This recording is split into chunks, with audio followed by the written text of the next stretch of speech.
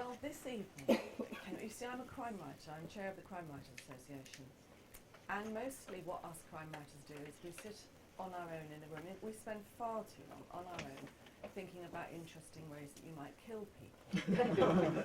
And I was thinking on this occasion, I was thinking about this strange crunch there is between faith and evidence in crime novels. Because obviously a good crime novel has clues, you know, at the end you've had the evidence, you know who done it because of the clues. But there's always a moment in a crime novel where the detective has a hunch, where the detective is not knowing actually what the question is they need to ask to get the answers. The moment when Meg Ray lights up his pipe, you know, and has a bit of a think. And I thought, well, widening this out, there are wider questions to do with this crunch between faith and evidence. And how things like the Big Bang, things we think we know about, you know, the Big Bang, the Higgs boson, consciousness, genetics. On one side there appears to be the evidence, and yet there's always the point when the scientists don't quite know the question that they need to ask to get those particular answers. So at this point, as you can imagine, I was way out of my depth as a crime writer, and I thought, well, I need some answers to this. I'm not getting any younger. Time's running out. And luckily, I was able to ask Raymond, Tallis and Rowan to help me with all this. So we're very, very lucky to have these two speakers this evening. Raymond Tallis is someone for whom the word polymath should have been invented. He's a philosopher, novelist, retired clinical physician and expert in epilepsy, and also, yes, neuroscientist. Ish. Yes. And Rowan Williams also needs no introduction, Anglican bishop, poet, theologian. As a Welshman, the only Archbishop of Canterbury ever to have been appointed not from the Church of England. Ladies and gentlemen, please welcome our guests.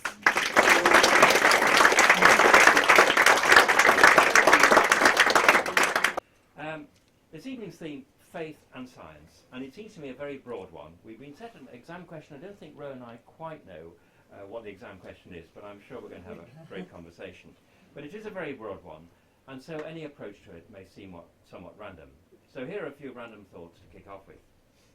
I think it might be appropriate to begin by saying something about where I'm coming from, and I'd like to say I'm coming from nowhere, and that I have an open mind. But of course, all of us start from somewhere. But my position is nowhere inasmuch as it is defined by not one negative, but two. Not only do I, as an atheist, reject, or try to, a supernatural account of the world, of our own origins and our own nature, but as a humanist I feel equally resistant to a naturalistic account of these things, in particular to various modes of scientism. Now this may seem a bit surprising for an atheist, so I'm going to spell this out a bit. First of all, I reject the physicalism that says that the most faithful portrait of what there is to be found in mathematical physics that will eventually deliver a theory of everything. I'm equally opposed to Darwinitis, not Darwinism, Darwinitis that asserts that humans are to be understood entirely in terms of the biological processes that gave rise to the organism Homo sapiens. And finally, a particular bugbear of mine, I profoundly disagree with neuromania, that identifies us with the activity in our brain. You know, you are your brain, I'm my brain, and so on and so forth, and asserts that if you want truly to understand human beings, you should peer inside their skulls using the latest techniques of neuroscience. Now, I believe that one of the primary tasks of humanism in the present day is to try to develop an understanding of ourselves that avoids the Scylla of supernaturalism or theism or whatever, and the Charybdis of naturalism. An understanding that treats with equal suspicion the claims of religious faith and natural science to have in their keeping the ultimate truths about us. And just to spell this out regarding science, I don't think science, or at least the natural sciences, are able, or on present performance, likely to become able, to tell us why there is something rather than nothing. The physicists' creation story, their account of the origin of the universe out of instabilities in the quantum vacuum, tries to get something out of nothing by what looks to me like false accounting. And it's definitely not an advance on theological alternatives. It's a mere article of faith that science will ultimately explain how life arose out of inanimate matter, though I'm perhaps not entirely confident in ruling this out as a possibility. But I am entirely confident that science is unlikely ever to have anything to say about how, if unconscious matter got there in the first place, how it gave rise to self-conscious beings, such as humans, in whom, as the German philosopher Schelling says, in whom nature sees herself and comes to know that she exists.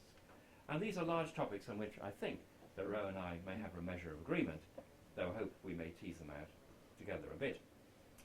Now I say this in order to dispel any idea that I should be defending scientific accounts of life, the universe and everything against religious accounts.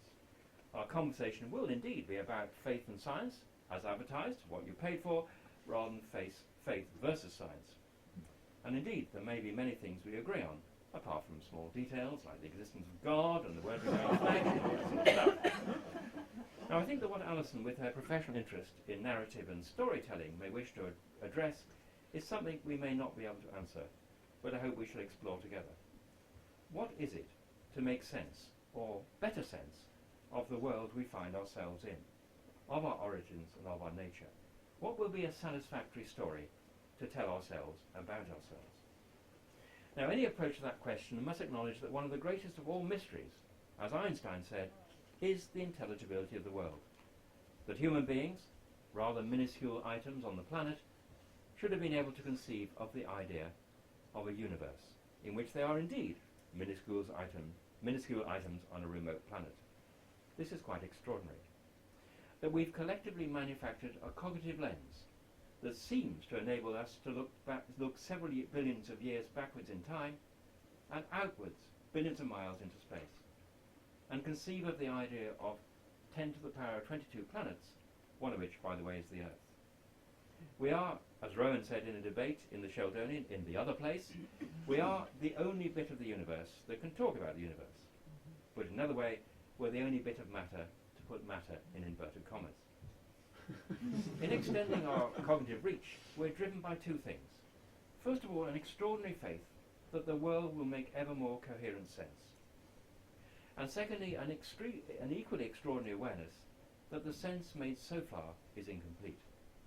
And there are various directions in which our search for more complete sense may take us. Rowan, I guess, will discuss the nature of faith-based responses to this fundamental challenge. But I want to say a little about science and its approach to explaining the general patterns of events in the universe. Now, there are many aspects of this, but some of the most prominent are the search for causes, the observation of stable probabilities, and the uncovering of ever more general quantitative laws. Now, causes have had rather a rough time at the hands of philosophers over the last 250 years, and they don't fare much better in physics. At the subatomic level, they've been replaced by probabilities, which don't feel very satisfying as explanations. What they amount to is things usually happen like this because this is how things usually happen, which rather leaves you asking for more. And then there are macroscopic laws, which seem like explanations rather than mere descriptions, only when we move from an individual event to the law that predicts it or covers it, or from a lower order law to a higher order one. In other words, explanation is referred upwards to ever greater levels of generality. You get a sense of explanation, of a satisfactory story, only so long as you keep going upwards to higher levels of generality. Now, the reason this doesn't feel very satisfying is evident when we reach the highest or most fundamental or most general level, when, for example, we seem to reach a kind of terminus of explanation rather than a fulfillment of the explanatory project. Take the Schrödinger wave equation, which summarizes the wave-like properties of matter. It just seems to say merely, this is how things are. Worse than this, something is lost in the ascent to the highest level of mathematical generality, namely the phenomenal world that we experience. As Richard Feynman, the physicist, said, the next great awakening of human intellect may well produce a method of understanding the qualitative content of equations. Today we cannot see whether Schrödinger's equation contains frogs, musical composers, or morality, or whether it does not. End of quote. The unsatisfactory nature of scientific explanation is reflected in our sense that causes don't seem to offer becauses, and laws seem remote from reasons.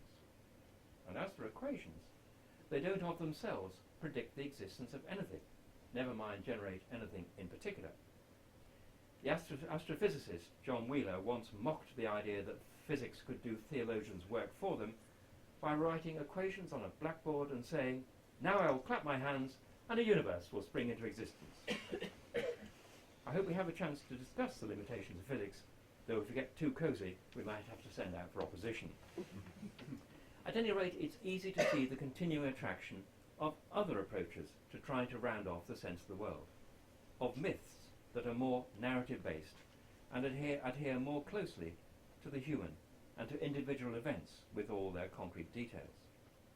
They make up for their individuality or their singularity by perhaps being exemplary, as in the case of parables, or by having gigantic scope, as when the singular events that are described are ascribed to God or gods.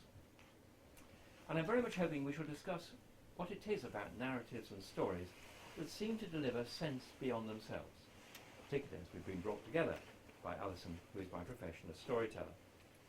But as an introduction to this theme, take heart, I'm almost finished, let me end my opening remarks with a quotation from a blogger, Joe Boswell, who wrote to me recently.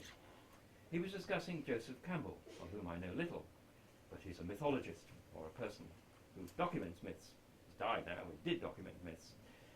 But he was wondering, Joe Boswell was wondering about what we might be seeking when we're trying to make sense of where we've come from and what manner of beings we are.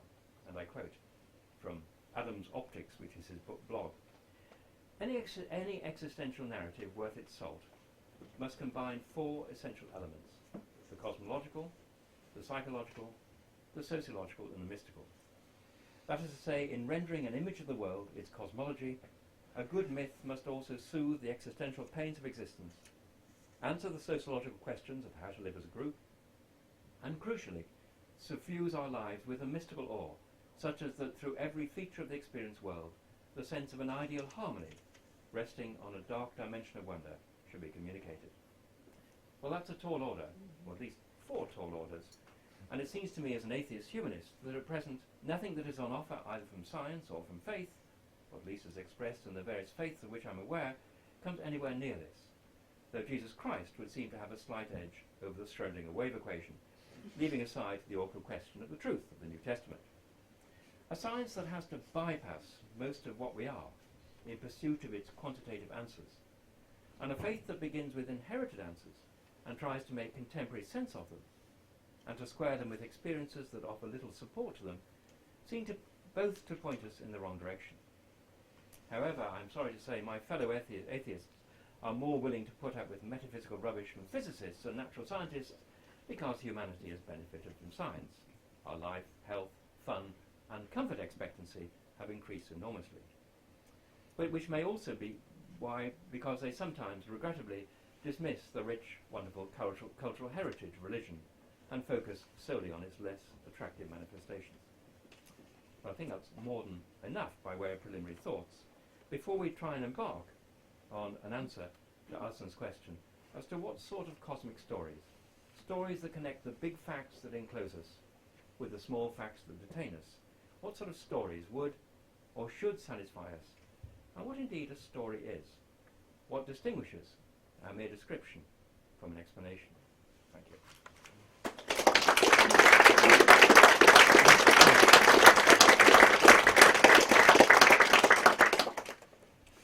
Thank you. It's a great delight to be able to take part in this conversation. And thus far, I must say, it doesn't sound as if there's going to be too much disagreement, except on those 1 or 2 minor matters touched on. But let me begin with one very broad proposition about the cultural problem I think we face. Our intellectual culture, as it's generally disseminated, tends to take it for granted that there is one thing, and only one thing, that counts as knowing. And that is having access to a set of incontrovertibly scientifically established facts representing stable states of affairs. That sounds wonderful. And the more you press it, the more you realise that it doesn't exactly map onto the way we use the language of knowing. Because very frequently we talk about knowledge in a much more variegated, a much richer way. We talk about knowing how to ride a bicycle. I did, because I can't. I fall off a lot. Well, I have a deaf ear, which doesn't help. Now, if you were to try and express what are the stable and exact facts that you knew when you knew how to ride a bicycle, I think you'd find a problem. Just as you find some difficulty in setting out the facts which make it true that you know how to play the violin, or how to recognise somebody else's face or voice. Why is it that most parents are able to recognise their child's inarticulate cry across a crowded playroom or beach? Now, you may talk in various ways about the neurological or chemical affinities that make that possible. Nonetheless, the fact is that we speak of knowing there in a way which doesn't have a great deal to do with simply, as I said, having access to a list of states of affairs.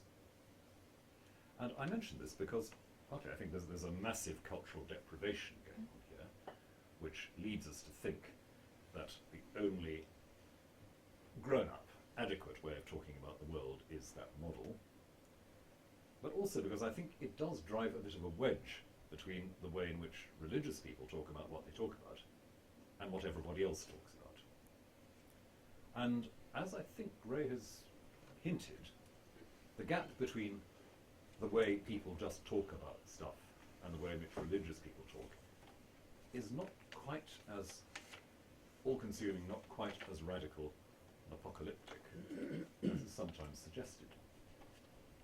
I go back here to Cardinal Newman in the 19th century. Newman was the author of a book called The Grammar of Assent. It's possibly the least well-known of his great works, and that's a pity, but it's not entirely surprising because it's quite difficult. But in this book, Newman spells out what he calls the grammar, the intellectual structure of actually accepting something as true. And he says that in huge tracts of our experience, what we actually do is pile up the arguments and the evidence to a certain point, and then something really rather elusive happens. What he calls the illative sense takes over. Illative from the verb inferro. You're carried across. You are suddenly brought into another frame of reference where the bits and pieces, as it were, assemble themselves into a unit. You make a synthetic picture of what's happening rather than a collection of bits. And that has to do, of course, with the way in which at every level of our human knowledge and inquiry, we do something other than simply assemble the bits. I sometimes think it's like throwing something ahead of you as you're rock climbing. You hook it on something, you pull yourself up a bit. You don't quite know where it's going to land. And the point is that you allow yourself to be taken up to another level, where, as you said, Ray, the questions are different, not just the answers or the ideas. And you realise the questions you've been asking so far will get you so far and no further, and you have to go into a potentially rather more murky and complicated level where the simplicities fade away, but a new imaginative unit begins to take shape. And, says Newman, that's not simply something religious people do, it's something people do. And he spells out in very kind of Newmanesque ways all those areas of our habitual experience and opinion, which as a matter of fact are not the watertight result of unbroken chains of reasoning. He says memorably that, as a matter of fact, the majority of classical literature to which we now have access depends on medieval manuscripts. Why, says Newman, should we not believe that the whole of classical literature wasn't written by monks in the early Middle Ages with nothing to do to while away the long winter evenings? It could be so. We don't have the hard evidence that takes us back to Sophocles' manuscript. Now that's a very Newman argument, a very Oxford 19th century argument, but it doesn't only work in literature, it works in other ways too. And it's the kind of thing which some writers in recent years have elaborated in terms of the different functions of our brain and the different hemispheres of the brain. Ian McGilchrist's remarkable work, The Master and His Emissary, which may be known to some of you, which spells out something of the very complex interactions of the brain's two hemispheres in terms of that which necessarily identifies the small and soluble problems and that which makes the pictures that you need in order to move around in your territory at all. I won't try to summarise the 700 odd pages of McGilchrist, and it's not without its controversial points, but it simply underlines this basic difficulty about oversimplifying, draining away the life from the notion of knowledge. But it's because of this odd snobbery about knowledge in terms of access to sets of facts, because of that, that we are fascinated by reductive accounts of our world. One of Ray's greatest contributions to the cultural conversation is relentless demolition of the philosophical nonsense that people get away with in this area so often. The frame of mind which is intrigued, rather thrilled, rather titillated by being able to say, oh well, it's only. We are only lumps of stuff with a bit of liquid. There is no such thing as consciousness. And that sort of nonsense. Or indeed, there's no such thing as a thing, which is something that's And it was Wittgenstein who said in one of his recorded conversations about ethics, psychology and religious, aesthetics, psychology and religious belief, that it is charming to destroy prejudice. And so, we are charmed by reductive accounts which dismantle what ordinary people believe. We know better. We can see into the heart of things. We know it's only. We know it's only Dad in a false beard and a funny hat who eats the mince pies on Christmas Eve. We know. And that's not just an intellectual illusion, it's also something to do with social power, which is rather bizarre if you don't believe there's a society of real persons anyway, but you know, it helps to feel that you know more than your neighbour. And it's charming. I hope that the kind of conversation we want to pursue this evening about knowledge and faith and evidence will do a little bit to uncharm us from that peculiarly seductive and I think morally very disagreeable picture that power, intellectual, social, and whatever, lies with a person who is bright enough to say it's only. And come back to that ordinary human knowing, which, like Newman's characters, is prepared to let the illative sense do its work, prepared to let itself be projected, not from problem to solution, but from solution to problem, from the easily soluble to the interestingly difficult. Because in whatever area of our lives we're working, that is, I think, what growth looks like. And if you ask about narrative, and what narrative satisfies, part of the answer to that is, of course, narrative interests us because we are aware of growing. We're aware of our world enlarging. A good myth, a good narrative, is one that keeps the boundaries of the world moving, which is why science is a very good myth. And if you recognise it as that, actually it's much more fun and much more genuinely illuminating and humanising than if you regard science as something that's there to dismantle myths. That's perhaps a point to open up to further discussion.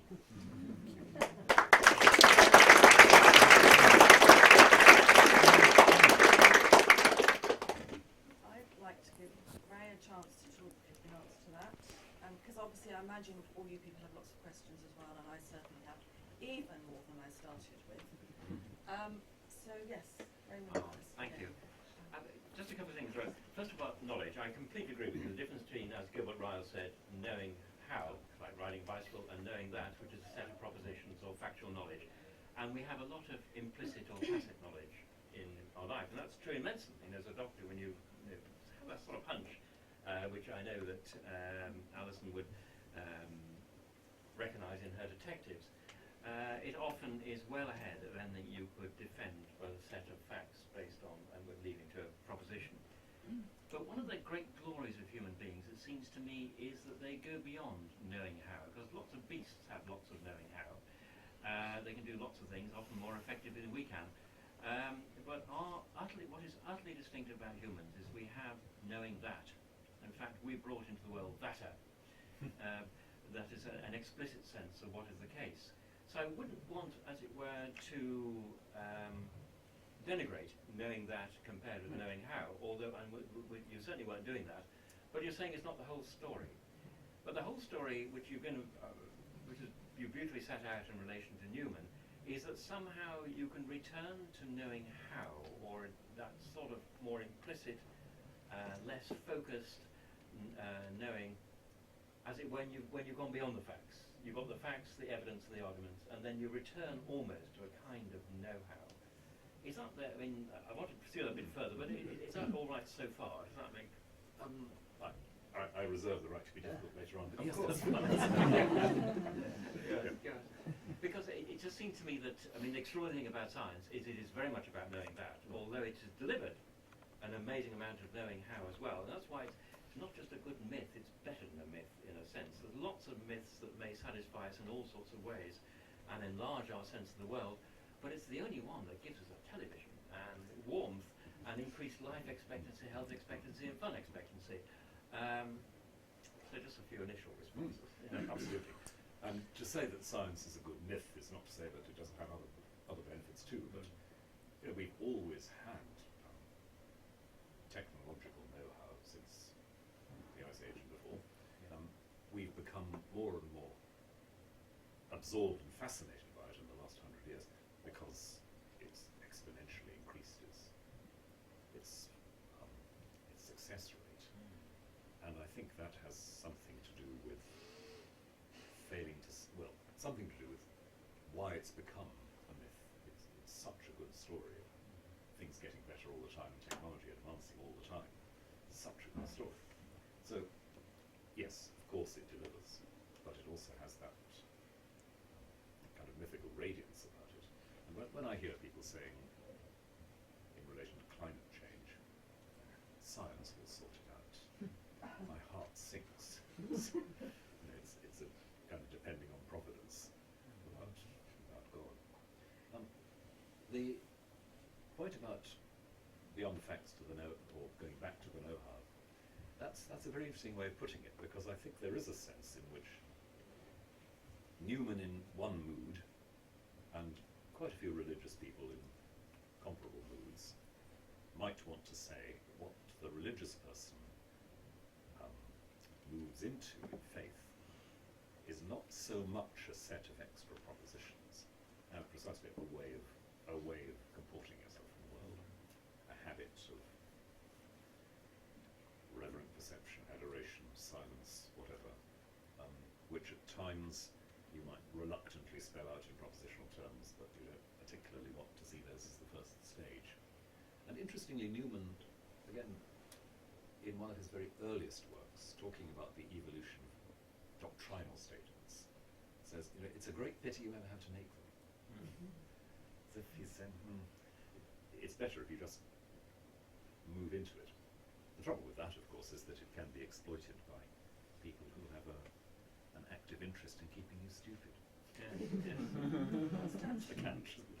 What I'd like to introduce at this point is the idea of what truth is, because it can all get very comfortable if we all say, well, there's the Big Bang story, there's the Genesis story, these are all stories we have those grey areas around the edge that allow us just to say, well, we're clever now, we can have these bits.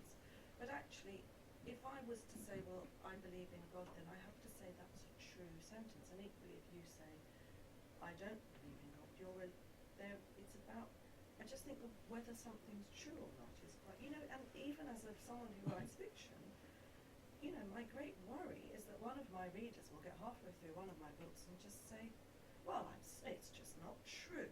And I've made it up. But actually, if my characters aren't behaving in a way that works for, in fact, me and also my reader, they can fling the book down and say, no, I didn't like it. It just wasn't true. And I'm quite interested in these. I mean, shall I give you a quick Philosophy 101 tutorial on truth?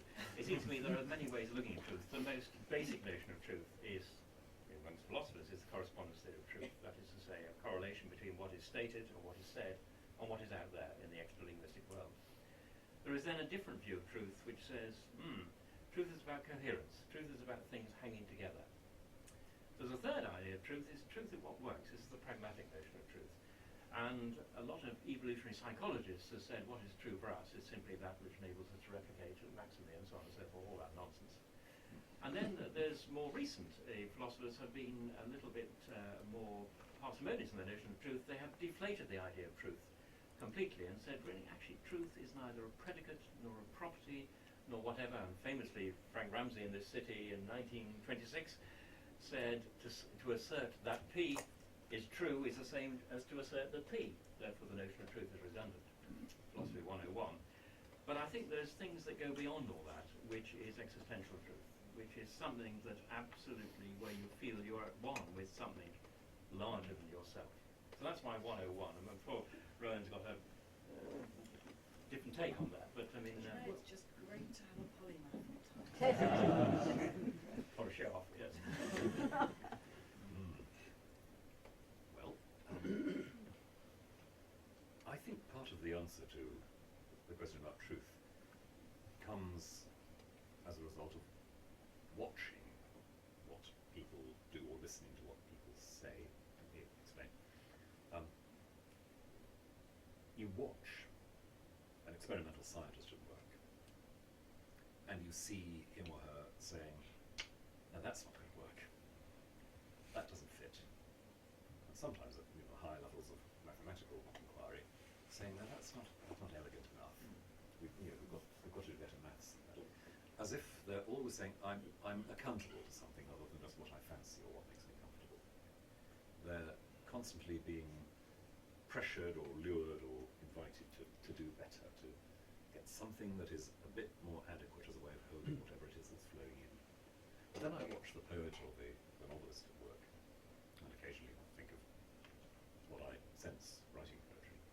And like you, feel, that's not it, that won't do. Something is pushing further. And I personally find that I learn more about truth, let's call it truthfulness, from watching that going on. You may not end up with a statement either in science or in poetry which is absolutely straightforwardly and simply a correspondence. What you've got is a practice of speaking which corrects itself, adjusts itself, adapts to something it didn't think of itself, puts the criteria somewhere out there rather than just somewhere in what suits you. And I suppose insofar as you want to talk, and I do want to talk about the truthfulness of a proposition like I believe in God, I can see that somebody takes it seriously, believes it's true.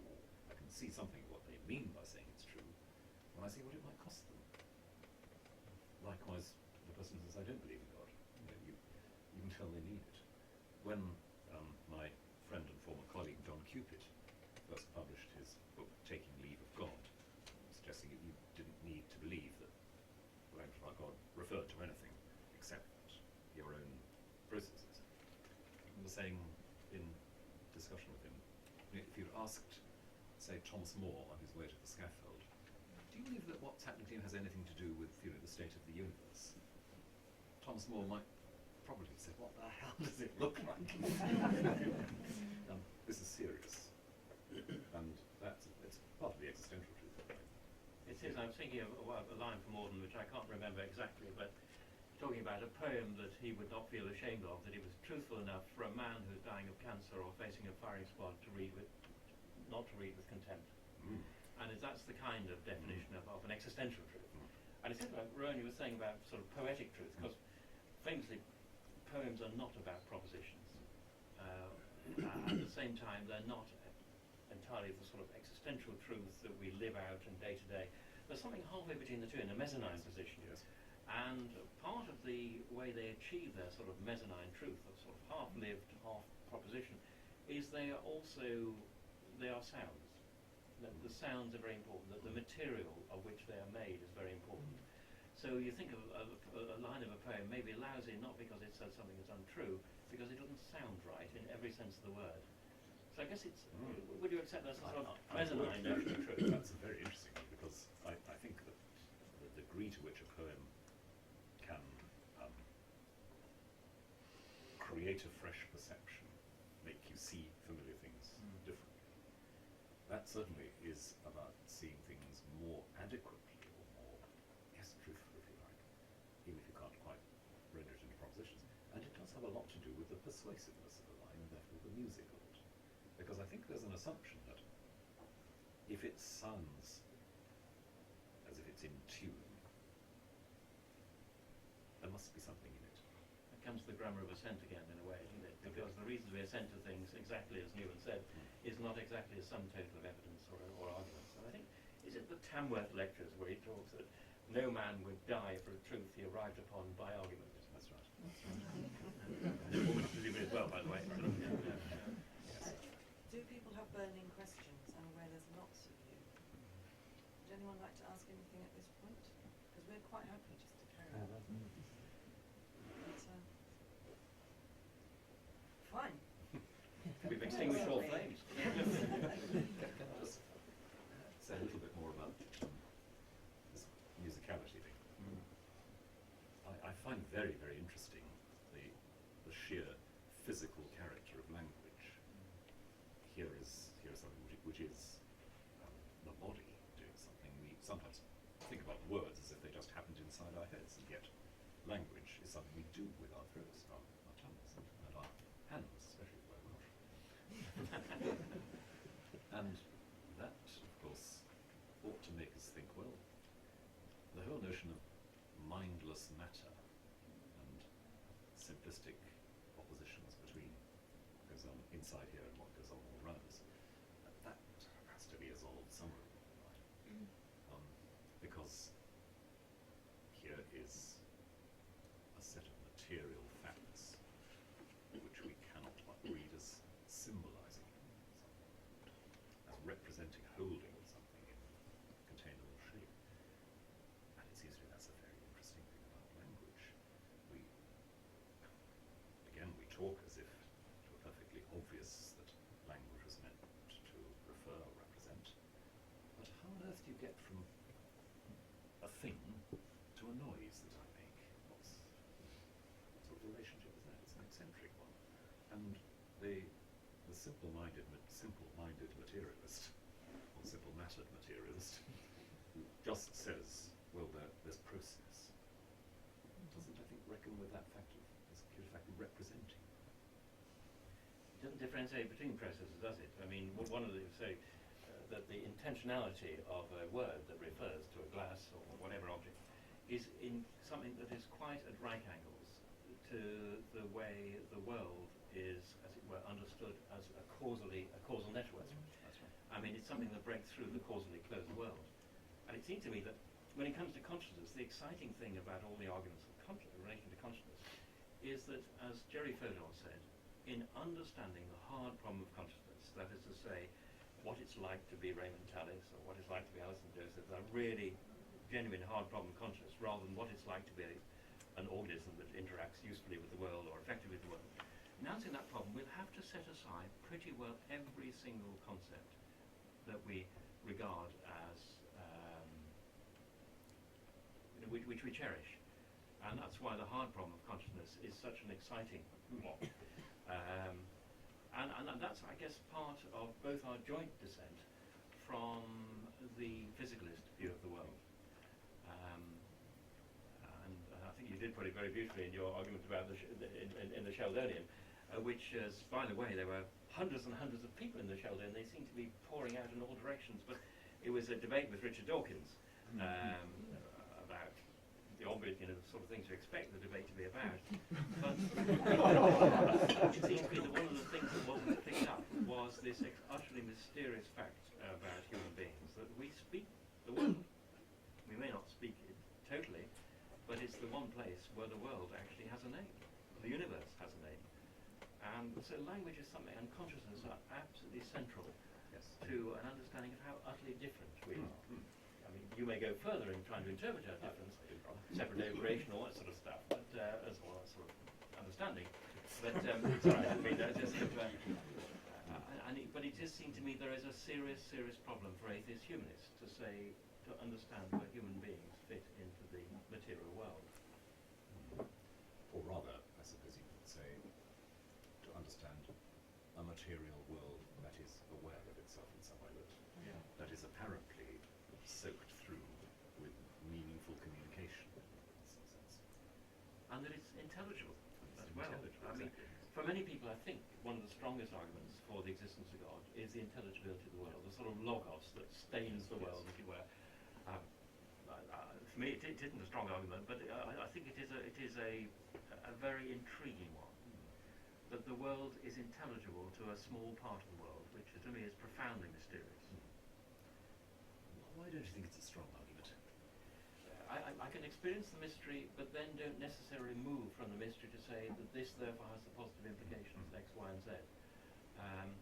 Partly because the positive implications often involve terms that have such historical baggage that I'm not too sure what I'd be assenting to if I was assenting to say, if the world's intelligible, it must be designed by an intelligent being, and there must be a God, and that sort of thing.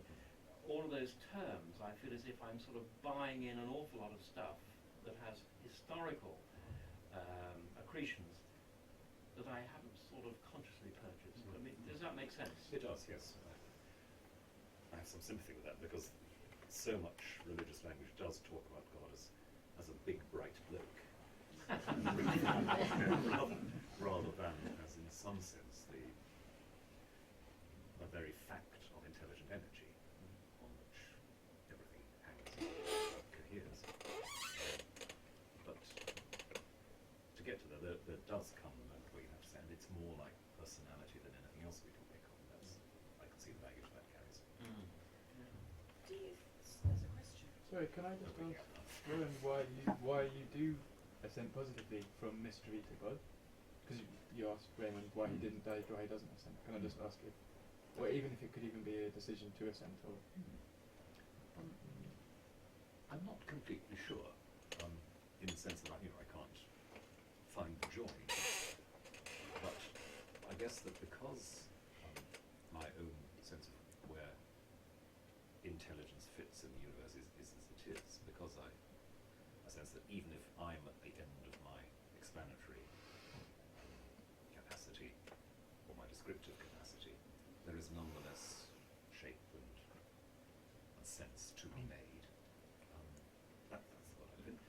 And I just find with one of Newton's illustrative moments, that sounds an awful lot like the universe that Christian theology describes. A universe in which infinite, loving and intelligent energy is precisely what sustains and shapes everything that is contingently. I can't put much more into that bridge than the sense that it fits. And there was never a particular moment for me when it didn't and then it did, so I'm the worst person to talk about it. It's that sort of fit that I'm intrigued by, that I also live for. Gentleman there. Could I ask Ray Tallis how the problem of free will fits into his non-theological conception of things?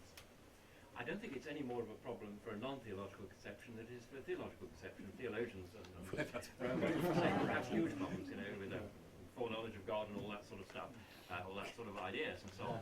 But it seems to me that free will is an evident fact which doesn't fit into the scientific world picture, to which I say so much for the scientific world picture. For example, things you can't see in the brain, well, it doesn't mean that things you can't see in the brain don't exist. If you look at a brain, you will find it extraordinarily difficult to see phenomenal qualities like yellow, green, blue, warmth, never mind love and so on. And just because you can't find free will in the brain, or you can't find free will in the supposedly causally closed universe, doesn't mean to say that free will doesn't exist. All it means is that your scientific picture basically doesn't cover everything. it doesn't even cover ordinary phenomenal experience. And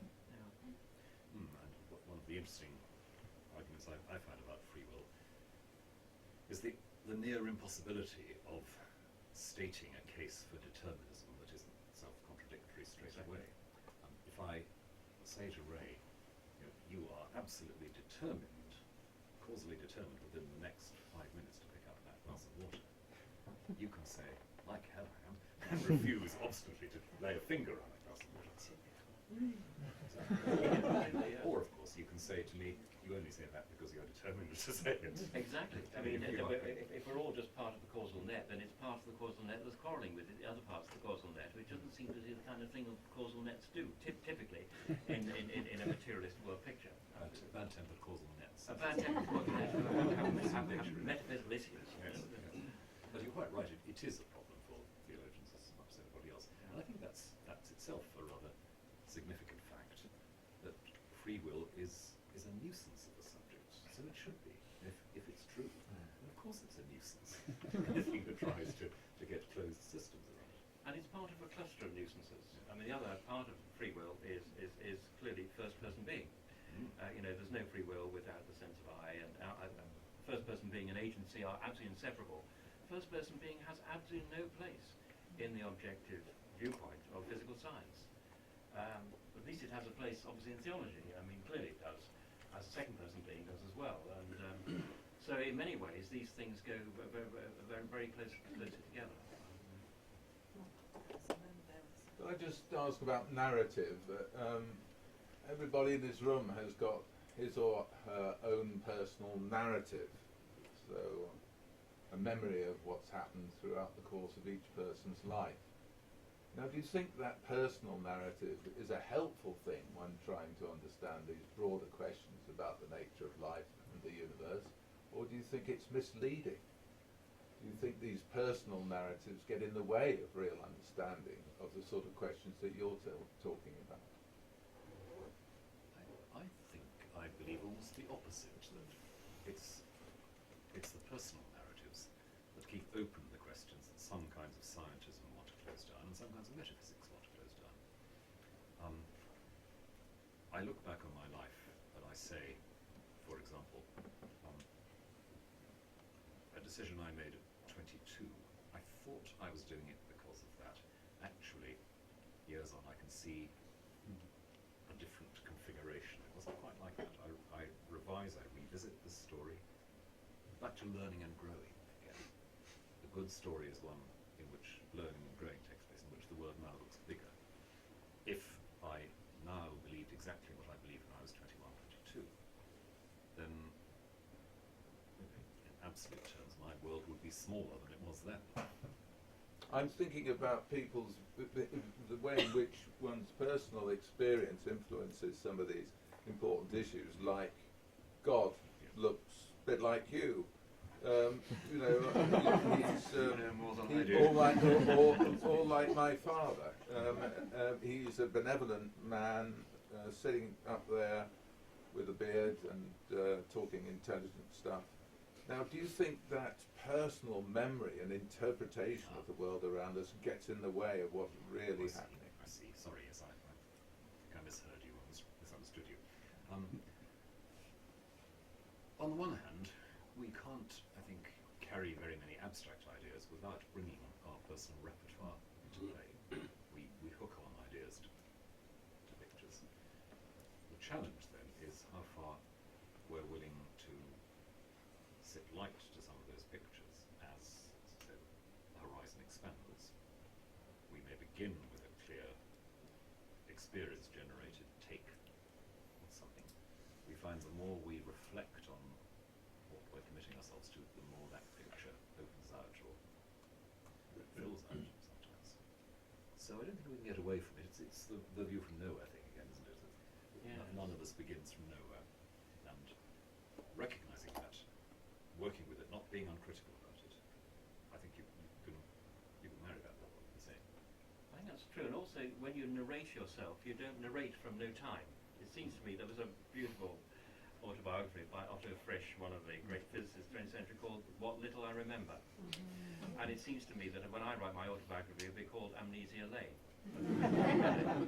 And that there are so many narratives one can tell oneself about oneself. They're partly limited by amnesia, that's for sure. They're partly limited by the purpose at which you're telling the story at any given particular time. You know, we're always tell tendentious stories about ourselves. We're always trying to sort of make a point, even if it's only to ourselves, either to beat ourselves up or to puff ourselves up.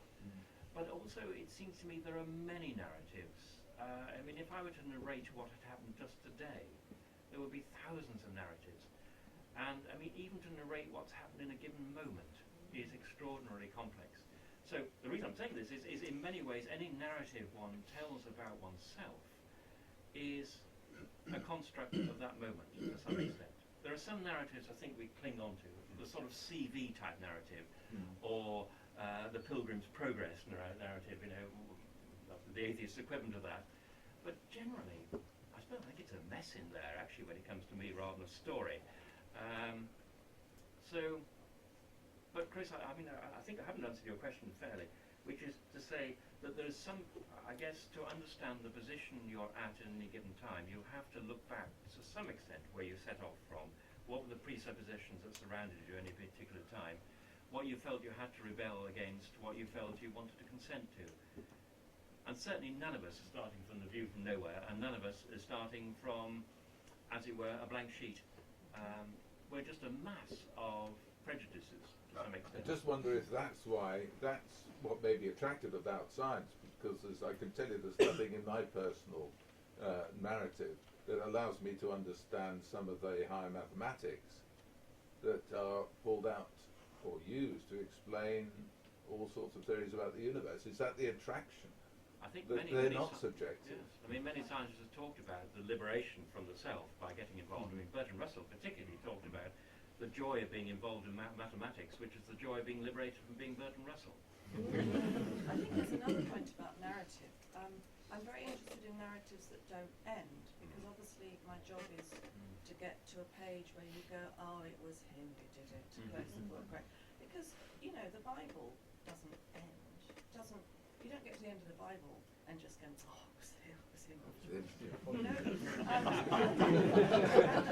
And actually, when you sit in a church and, you know, it will say the first lesson, a reading from, one has this sort of childlike experience of going, oh, I like this one. And it's a fragment, it's a bit of something, but it's familiar, and you've as an adult, you very rarely have that experience. And the way we consider narrative, particularly fiction, it's not open-ended. It's a lovely little package of something that resolves. And yet actually our own lives, by definition, at the point where we were to get to the last page of our lives, we wouldn't see it, you know, by definition. So I think what we are in terms of narrating ourselves, there's a little crunch between particularly at the moment, culturally, this huge desire for resolved fiction. Crime fiction is always in the bestseller list. We love that sort of There's a resolution. different sort of narrative. I mean, one definition of a story is a fact that's concealed, combined with the means for creating an appetite for it. They really wanted to know what happens next. That's one sort of story. But clearly you don't read the story to find out what, in the Bible, to find out what happens next. You know, you've read it before, and you know, the story, you know, there's been spoilers already. As well. So. The narration of the Big Bang, the way the Higgs boson is described as part of an open-ended narrative. And I interrupted you, carry on. But in a way, I mean, it's more a revelation then. I mean, I guess Gide once said, I write to be reread. He's not interested in people finding out, you know, who did it, although they want to know or what happens next, but more, as it were, the quality of the happening, to savour the happening. And I guess that's, the Bible stories are about being reminded of things you knew already. Rowan, I mean... Well, I was going to come back to this question of rereading, because I think there are two kinds of unfinishedness. There's the story which you want to revisit again and again and again, because you know you haven't yet got your head around it. And really solid writing is writing that you go on reading. My dear friend Gillian Rose, blessed memory, I sometimes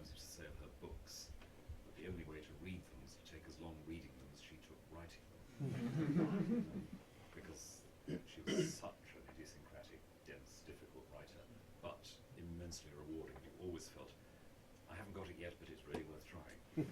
But even in other kinds of writing, a good poem is a poem you want to go and read over and over again, and sometimes recite over and over again. A good liturgy, for me as a priest, is one I want to experience over and over again.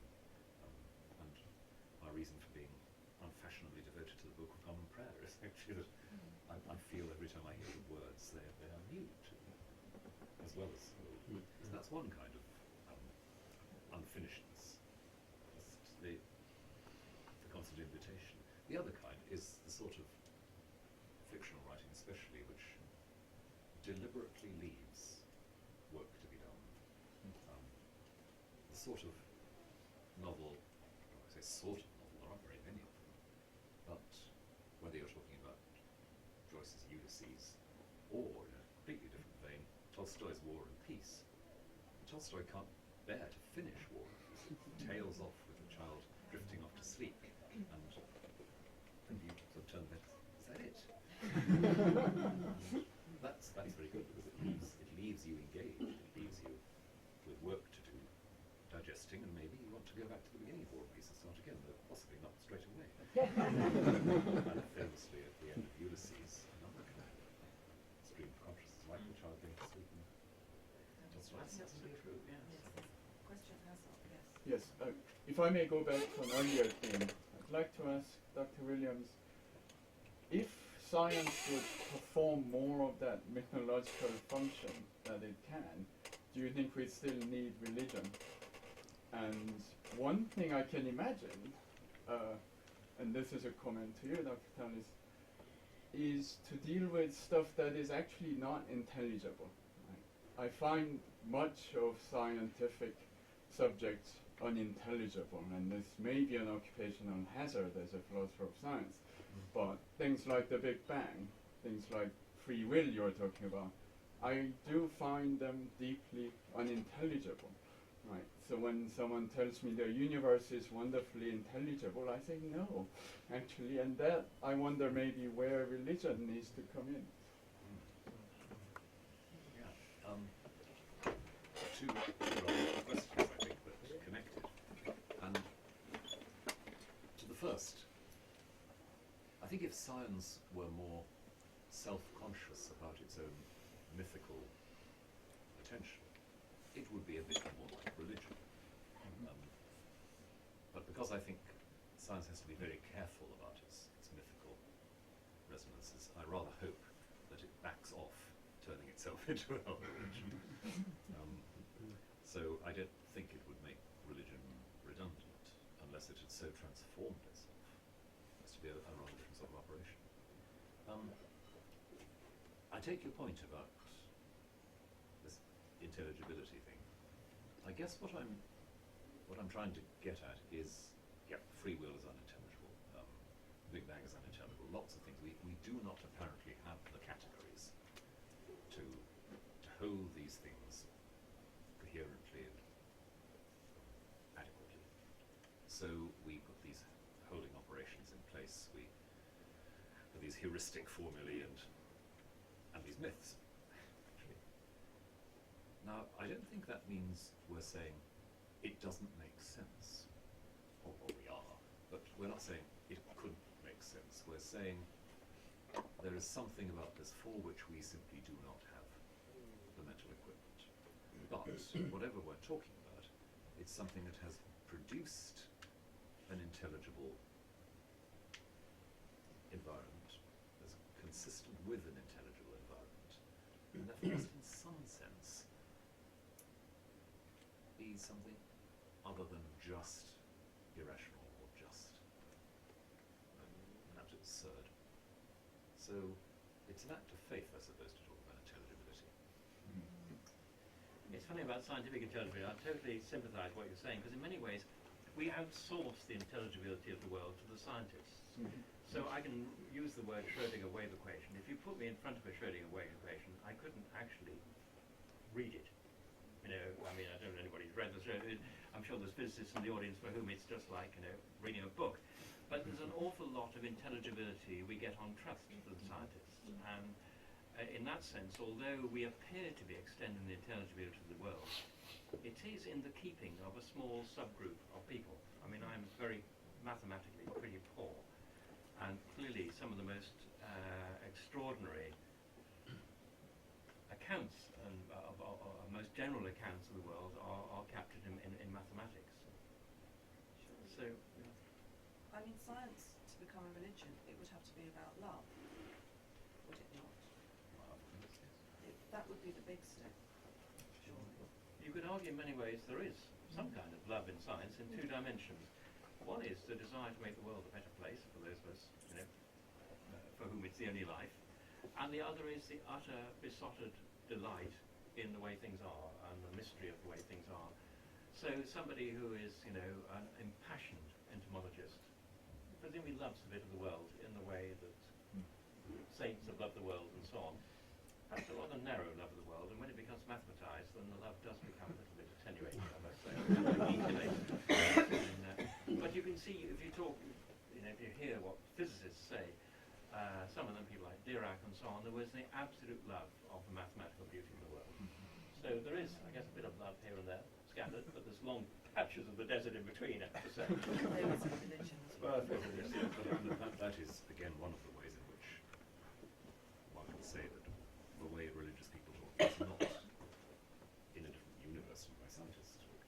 The contemplative joy in what is for its sheer isness, which is part of the religious approach. It's there in the scientist. One hears it and sees it with appreciation. You seem to agree about a lot of things. I'd like to hear more about what you disagree on. So I'd love it if you could both answer in a few sentences. Rowan, why do you believe in God? And Ray, why don't you? Simple one. You might take legal advice before answering. The lady would like to know why I believe in God and why Ray doesn't. Okay, thank you. Toss for it all. In a few sentences. A lot of it has to do with trusting what religious belief has done to the humanity of the people I most admire and love. That is, looking at lives which have been lived in faith and saying, rather along the lines of When Harry Met Sally, I'll have what she's having. That's the kind of life I am most stirred by. That seems most authentic. It's a very, personal judgment. But as I said earlier, I can also say the kind of universe I see both science and art uncovering is a universe that does actually seem to me to dovetail very, very well with what I hear from the Christian tradition. Not just the Christian tradition, but others too. So it's a matter of sort of personal fit. That's the kind of life that makes most sense to me. And this intellectual fit. And I suppose I can also say, though it's a difficult thing to talk about in any general terms, that so far as I can say anything about my experience of praying and trying to live it out, it has not yet stopped making sense at that level. It's what makes me feel alive. It seems to me there's atheists make me cross for disbelieving in God for the wrong reasons. Some of them disbelieve in God because they think religion has brought sorrow onto the world. I think we can't run the tape twice. We don't know whether religion has been a net good or a net bad in terms of human behaviour. But as far as I'm concerned, how humans behave doesn't cut any metaphysical ice with me. As far, if religion brought huge sorrow to the world, it wouldn't in any way prove that the universe had or did not have a creator. So that's a sort of bad reason that a lot of atheists invoke. The second bad reason is there's no evidence for God. But actually, we haven't got a clear idea what we'll count as evidence. For some people, the fact that the world makes sense is evidence. For other people, the fact that there is a world rather than nothing is evidence. So we have to set that aside. There are two bad reasons for being an atheist. The good reason for me, as far as I'm concerned, and you may judge it, is that any concept of God that's on offer at the moment is actually a logical contradiction. And it seems to me as a thinker, if I have house room for logical contradictions, then I have house room for everything. let me illustrate, and Rowan will come back on this, I'm sure, that God is boundless and infinite, but he is separate from his creation. I'm not God. I don't think I am, anyway. At least in my best moments, I don't think I am. And clearly there's something other than God. So God can't be boundless. And you can look at each of the properties of God and find that they run into all sorts of trouble. The one property of God that I don't have trouble with, that a lot of theists have, is that if God was omnipotent and all good, then the world wouldn't be so horrible as it is, etc. And I think that's a very bad argument.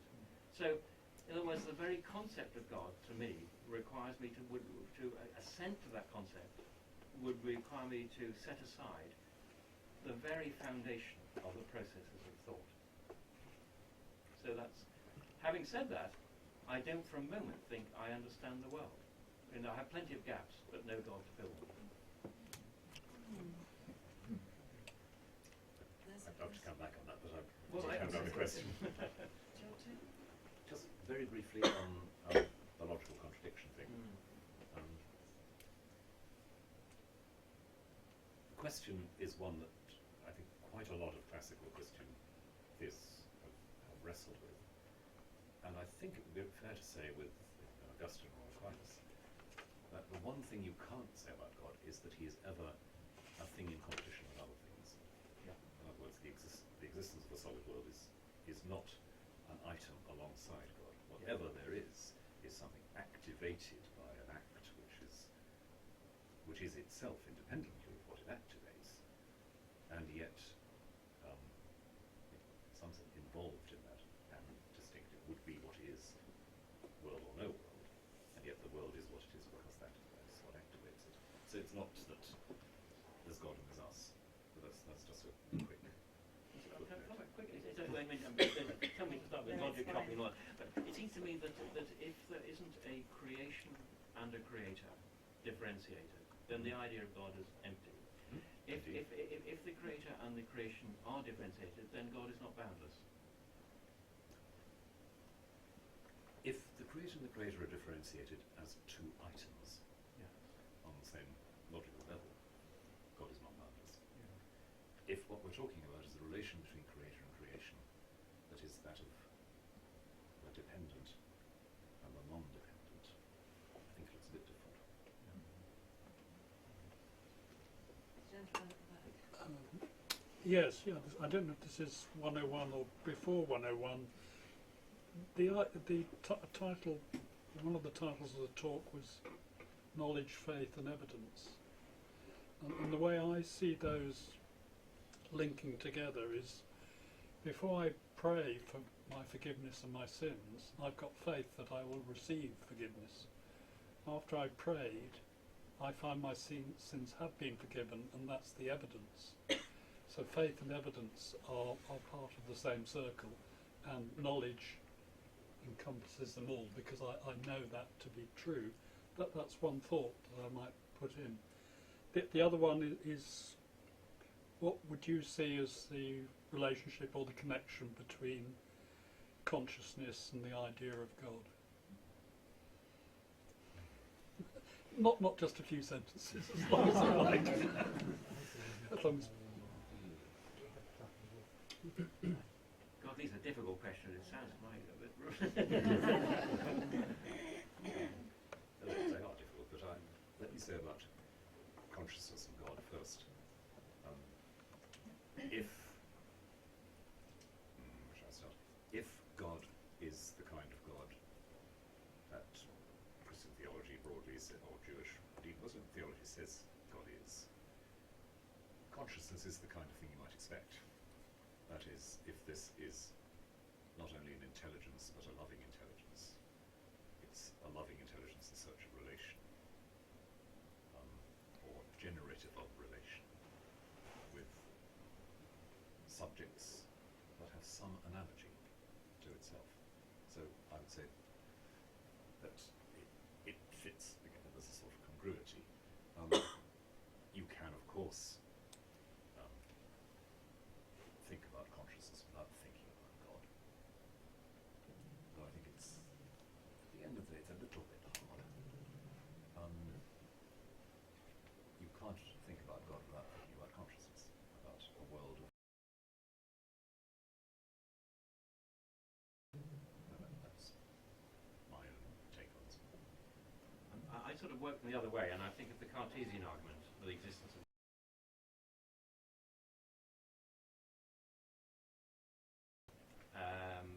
unless that infinite thing existed independently of the finite mind. And my feeling is that the missing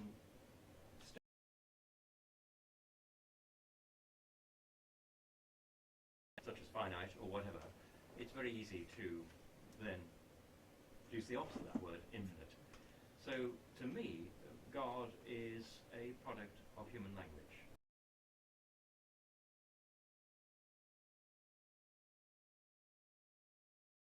God doesn't come directly from consciousness, it comes from mediated consciousness of language, from our collective consciousness. It's an interesting thought. You said God is the creation of human language, was it? Yeah, it's arisen out of, Yeah, out of our and collective discourse. The Yes. first line of the Tao Te Ching is that which is written is not the Tao. Yes. Then I come back with, in the beginning was the word, and I think that actually says more truth than it wants to say. Mm. Yeah, I've got a very simple question for Rowan. Like sun. If we do have a God or a supreme being who's responsible for our universe, let's think about what he's responsible for. We've got about 120 billion galaxies with trillions of stars and planets. The universe, this one anyway, so there might be others, around for about 13.8 billion years. He must be, or whatever term you give to God, an extremely powerful, capable being. Us modern humans have been around for about 200,000 years, and I wonder whether you think God wants us modern humans to know that he exists. Well, not That's such a simple. simple That's a answer. simple. Glad it wasn't a difficult one. First of all, just a caution about what I think is the survival of the big bright bloke model in what you've just said. Gosh, it's big. Whoa, he must be really clever. Whereas I think that the mainstream of Christian philosophy has always said, just keep reminding yourself God is not an item in a list, he's not a bigger version of anything, size is irrelevant. Does God want us to know? Insofar as we can frame a question like that, I think the answer has to be God, well, in the words of the old catechism, God made us to know him, to love him, and to be happy with him for all eternity. In other words, part of the human destiny is that we are aware of that immeasurable loving intelligence, that we love that loving intelligence, and that out of that comes bliss. That's what God wants. That's why he made us. That's the. I just wonder why you That's can't, theology 101. why you can't make people like Raymond and me understand that. I'll give him time.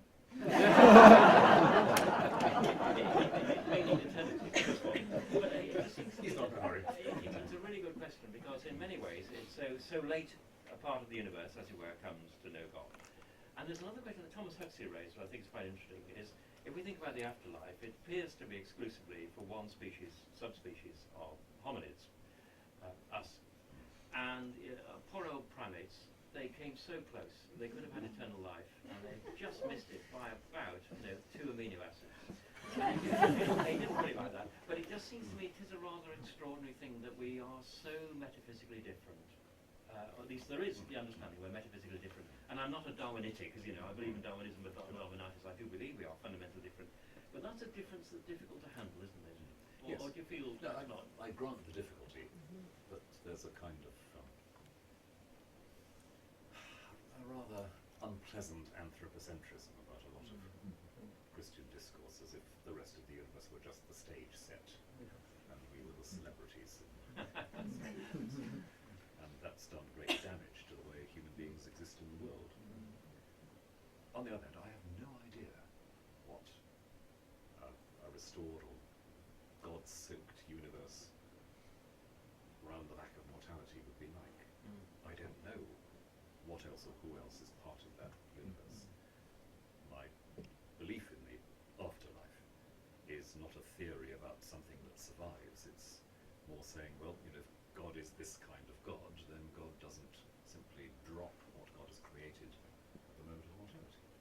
Does that apply to primates, wombats, amoebas, and Alpha Centauri? Well, maybe. Maybe it does. I don't know.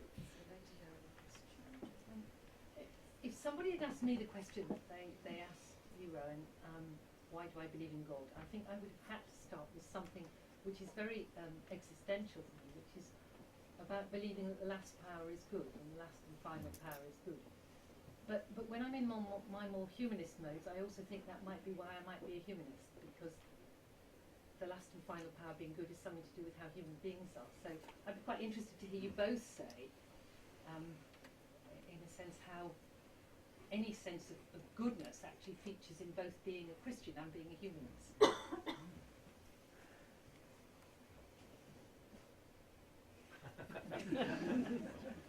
It just seems to me one doesn't have to have religion to underpin an ethics, that's for sure.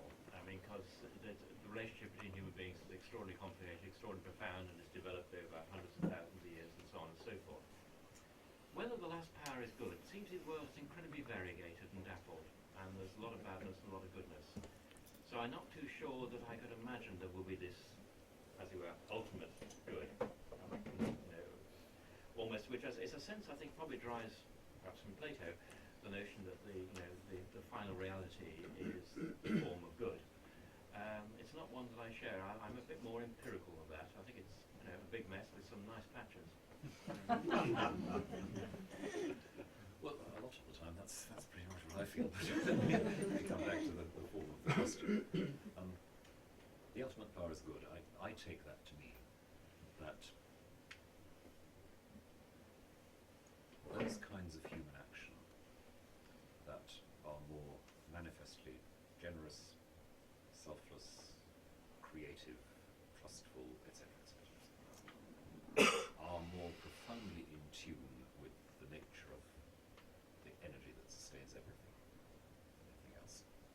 They're in accord with the will of God, to use simple monosyllabic terms that are much better for this, really.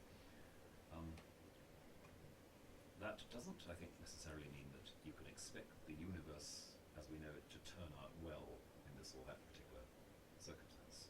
The causal constraints on any situation is so vast we just don't know and can't predict. But there is something which to me is expressed most vividly and movingly, I suppose, in some Shakespeare. Okay, so it fails in the short term, so what? That's what I hear in King Lear, where Shakespeare really pushes us right to what he himself calls there the extreme edge, saying, let's imagine a dreadful series of catastrophes finally redeemed by a great reconciliation scene between the suffering king and his alienated daughter. Forgiveness, reconciliation, we two alone shall sing like birds of a cage. Incredibly beautiful. And then Shakespeare says, and now let's kill them. And he leaves you with that blow in the solar plexus, which I think anyone who's seen King Lear will feel with that intensity. And there's maybe a wrong reading of Lear, but I always feel it as saying, so they died, so what? They were right, damn it.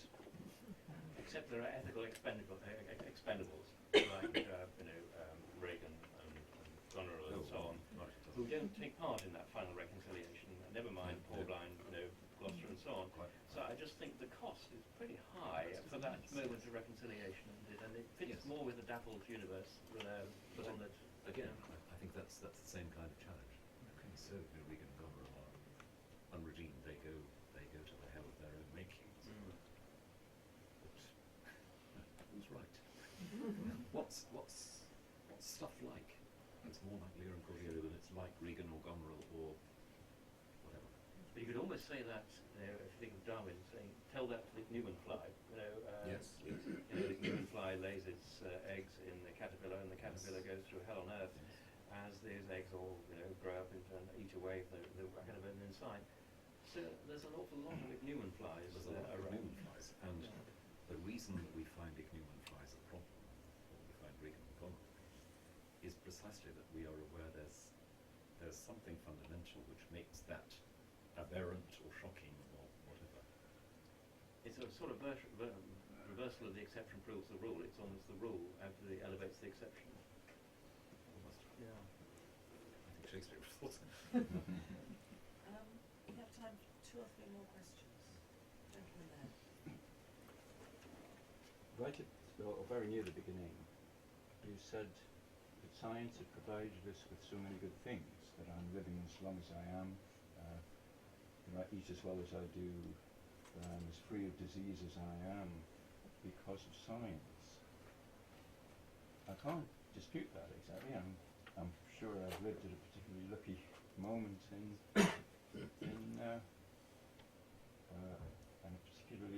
particular part of the world, which makes me rather lucky. But I can't help just looking over your shoulder at the books behind you.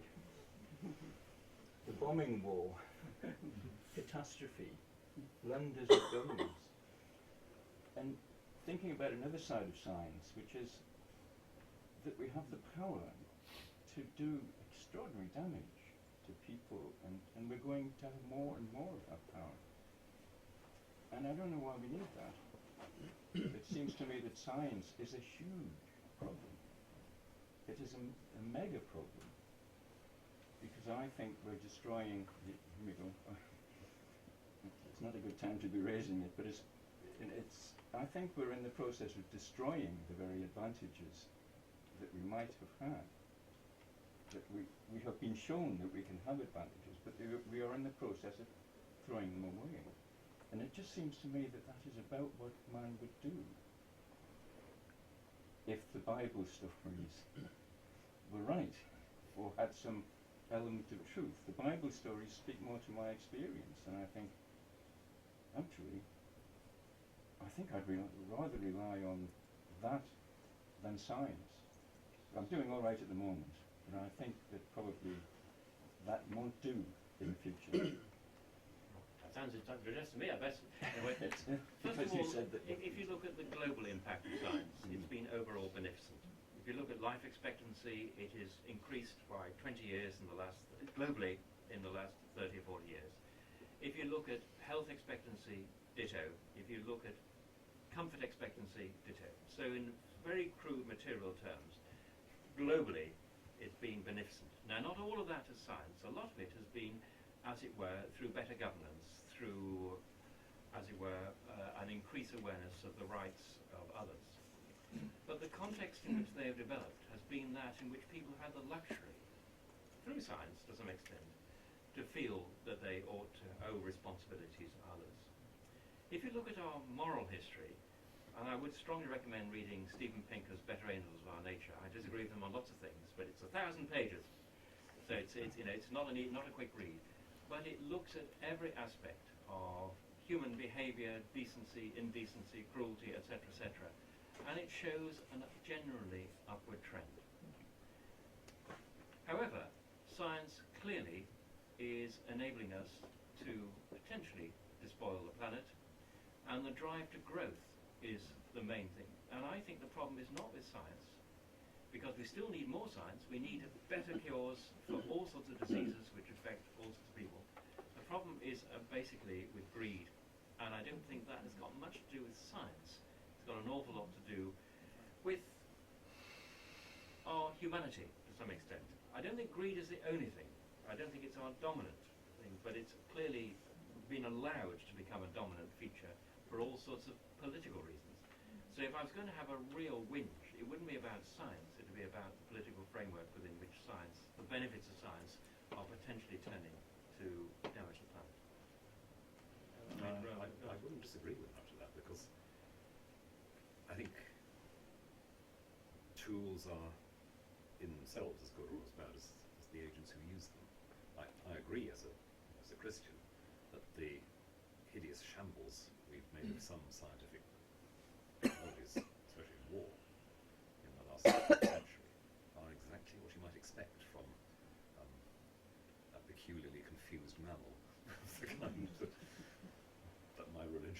features we need to look out for. At the same time, it is the character of the agency behind it that's the problem, and I entirely agree that the obsession with growth is one of the things that is choking the life out of the world. It's not science as such, it is our obsession with the kind of control of the environment that ends up literally squeezing the life out of it. Can I just again just take on Raymond and science has provided him with a television, a toaster, and other things. Is that quite true? Is it not a conscious mind, a creative mind? Is it not thought, and which defines the material and the science, and through that makes these things?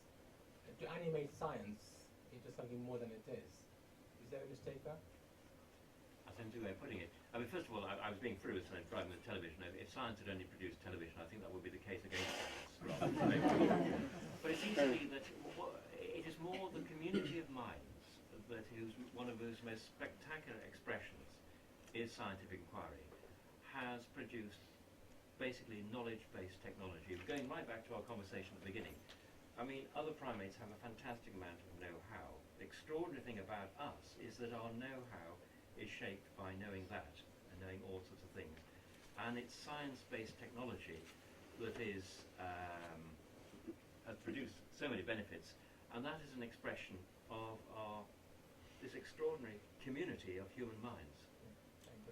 So, yes, and exactly. So my point, therefore, is that we are working science. I agree with you. I'm a scientist as well, so I'm not disparaging science at all. But it's the human mind and the consciousness which has developed these things rather than science itself. Well, I think science is an expression of our human minds getting together in an extraordinary way. I mean, the distinctive thing about the human mind, as opposed to other primate minds, is we have propositional awareness, this sense that X is the case or that X may not be the case. You know, someone once said, I think it was Quine, said that man is the creature who invented doubt. We systematically, as it were, entertain uncertainty and question things in a way that will be very unusual. Well, it doesn't happen in other beasts. And I think science is an expression of some of these fundamental characteristics of human minds which get together institutionally in an extremely fertile way. One more question, and then we'll sign books and things. There is one more question.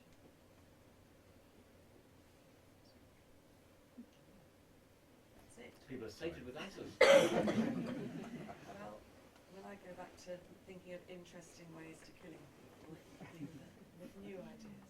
Yes. Raymond, Tallis